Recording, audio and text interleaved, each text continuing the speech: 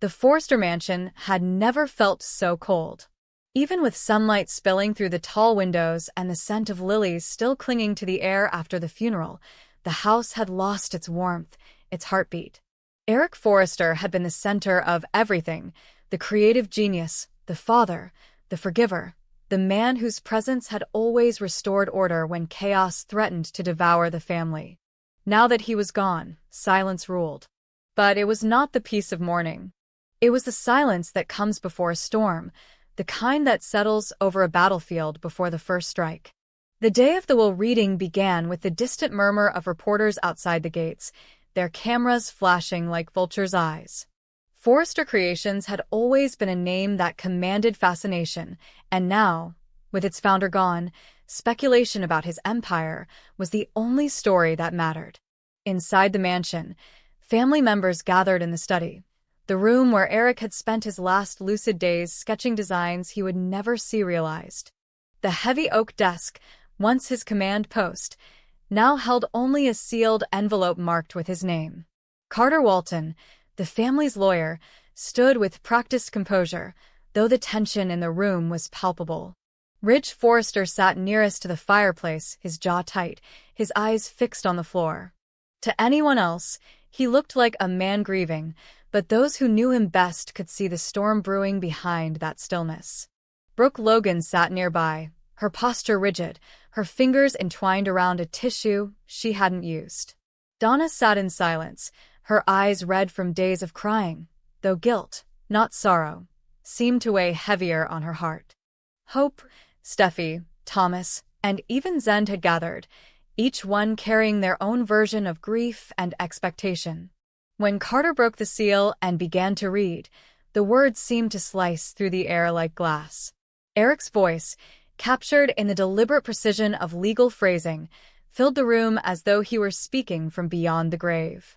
He thanked his family for their love, their loyalty, and their strength. But then came the turn. "To my son Ridge," Carter read, his voice unwavering, "I leave my love and my gratitude, but I no longer leave control of Forrester Creations. I believe it is time for new voices, new visions, to lead the legacy forward." A low murmur rippled across the room. Ridge's head snapped up, disbelief flashing across his face.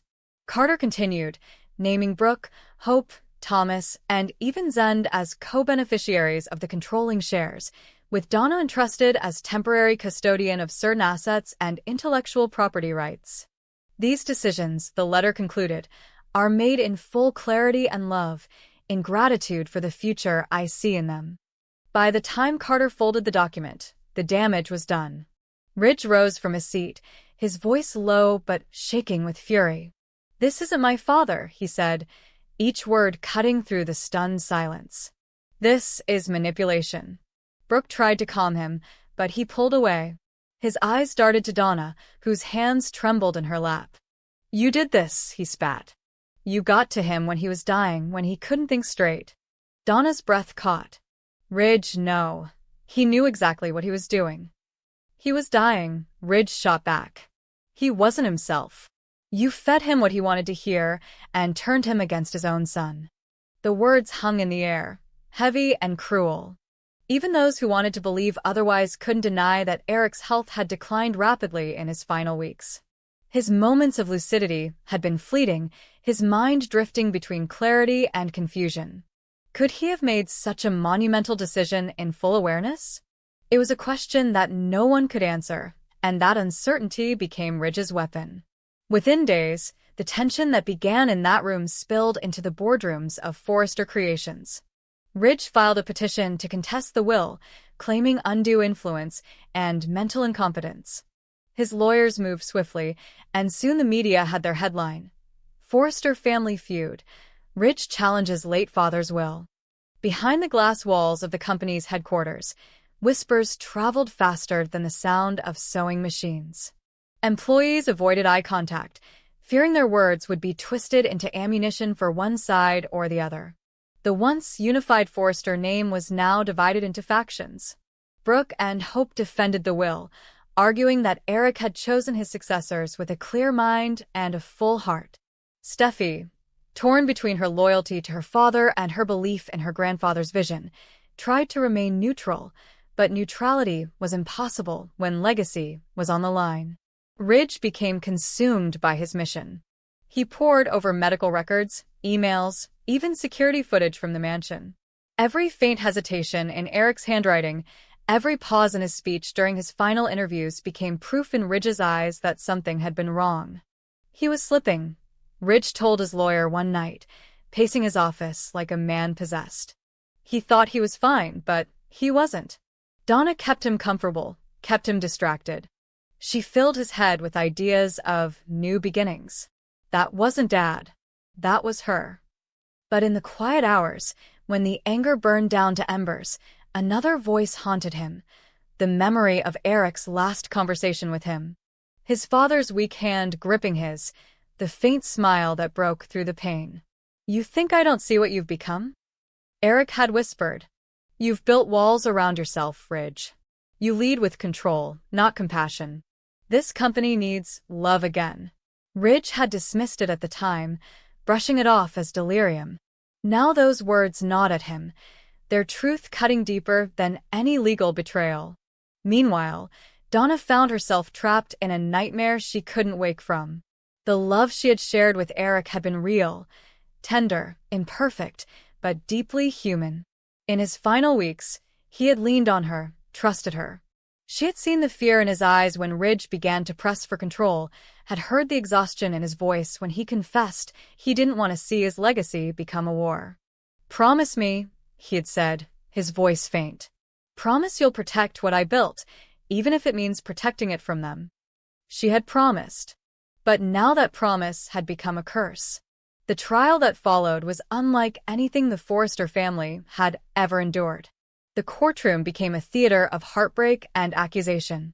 Ridge's legal team presented witnesses who claimed Eric had moments of confusion, forgetting names and repeating stories.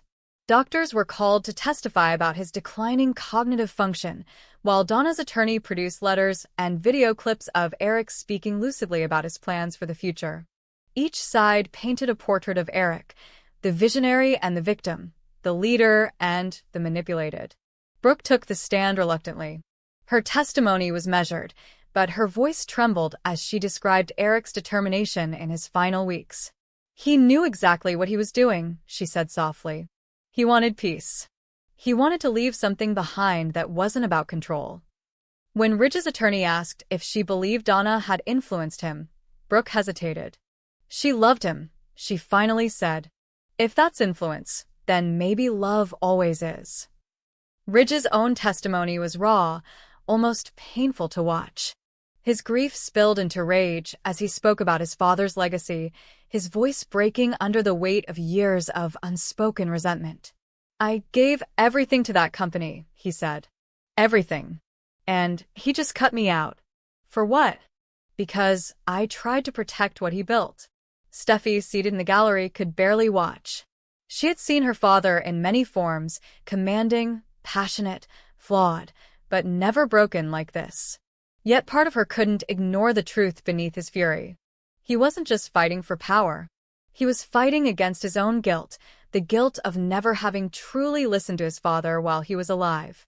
As the case dragged on, the family fractured beyond repair. Hope and Thomas stopped speaking after a heated argument over production priorities. Zend, caught in the crossfire, quietly began seeking work elsewhere. Brooke withdrew, focusing on holding the company together while the men tore it apart. And Donna, the woman at the center of it all, began to wither under the scrutiny. Her love letters to Eric were dissected in court, her private moments reduced to evidence. Every gesture of affection became a potential sign of manipulation. One evening, after a particularly brutal day in court, Ridge found himself alone in Eric's studio. Dust had already begun to settle over the drafting table. On it lay a half-finished sketch, an elegant gown, simple yet timeless, the kind of design only Eric could imagine.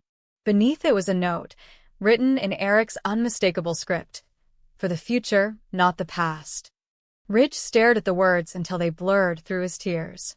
For the first time, he realized that his father hadn't betrayed him. He had freed him. When the verdict finally came, the court upheld the will.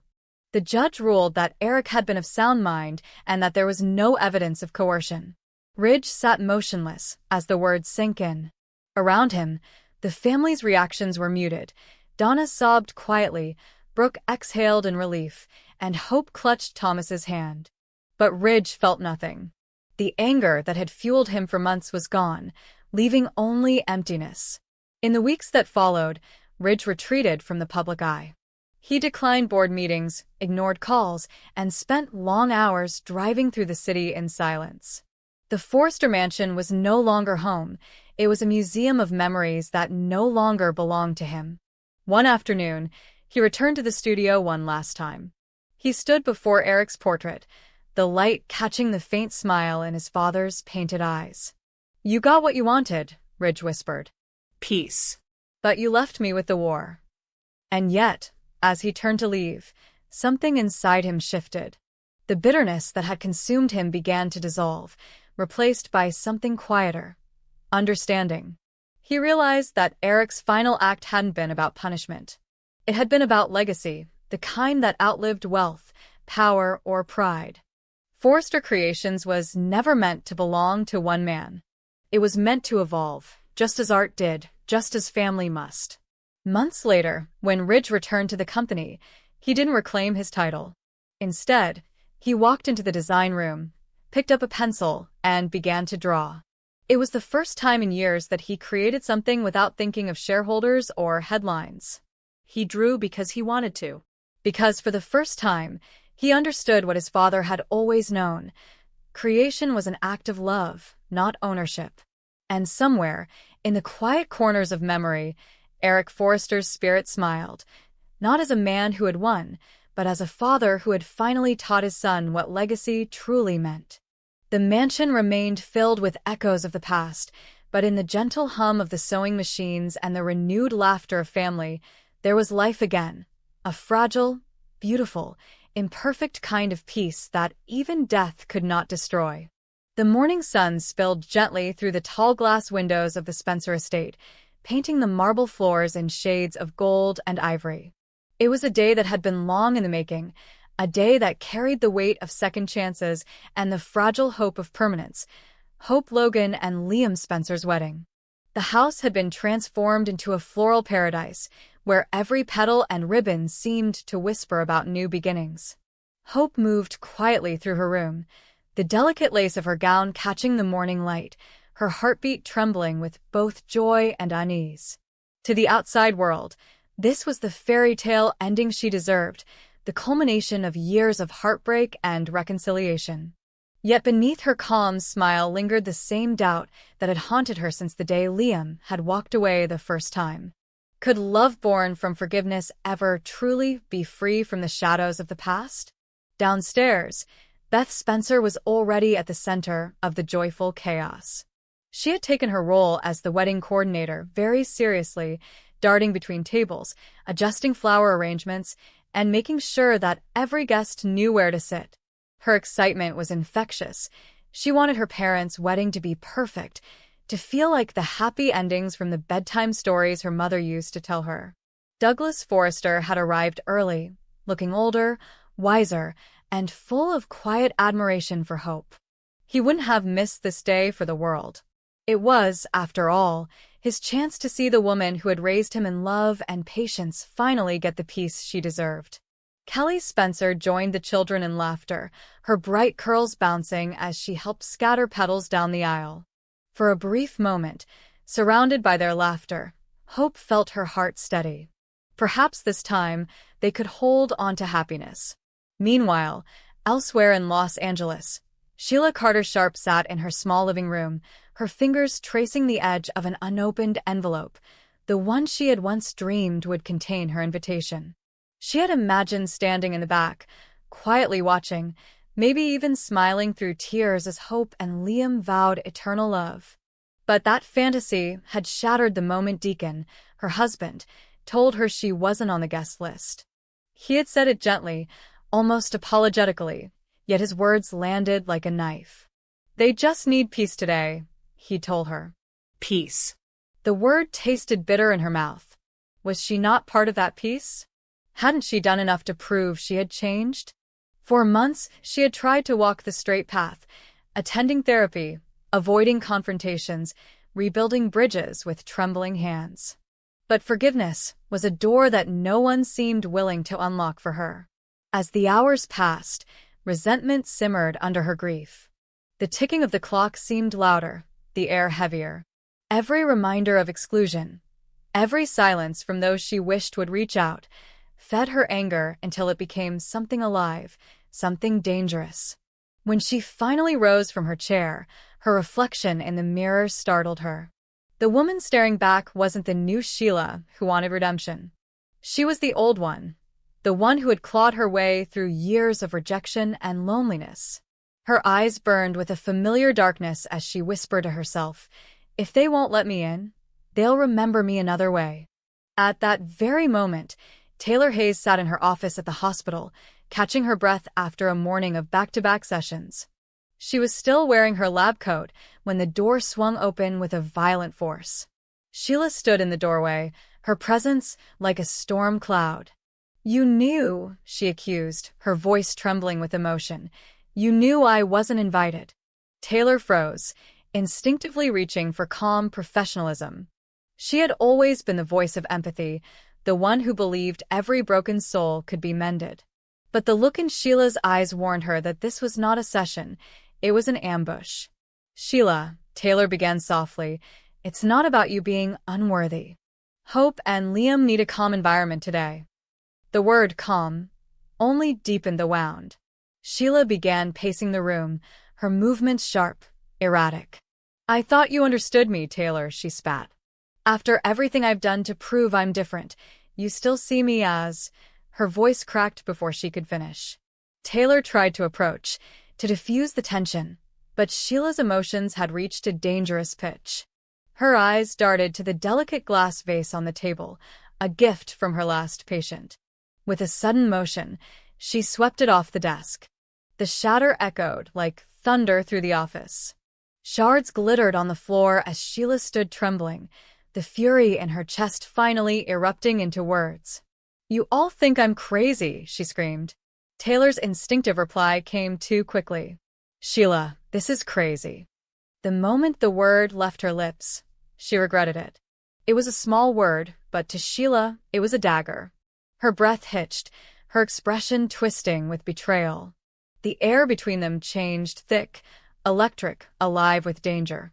Taylor felt her pulse quicken as she took a cautious step back. She could see it in Sheila's eyes, the descent. Once again, Sheila was spiraling into that place where reason could not follow.